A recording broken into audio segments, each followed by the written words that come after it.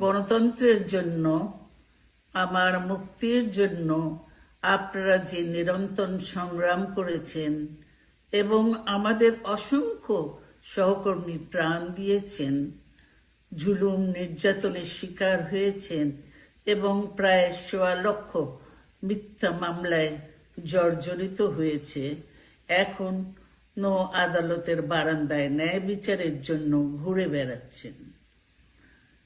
আপনাদের এ ত্যাগ শুধু দল নয়, জাতি চিরকাল স্মরণ রাখবে। দেশ আজ এক সংকটময় সময় অতিক্রম করছে।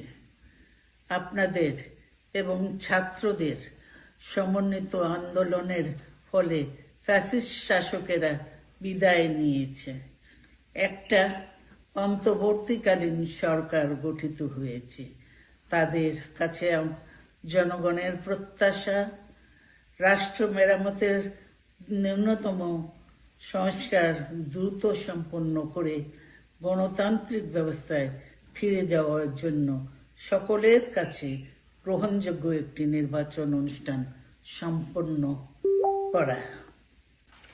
আমার অবর্তমানে দলের ভারপ্রাপ্ত চেয়ারম্যান, সিনিয়র নেতৃবৃন্দ এবং আপনাদের সকলকে সাথে সঙ্গে নিয়ে নিরন্তর কাজ করে দলকে সুসংহত করেছেন।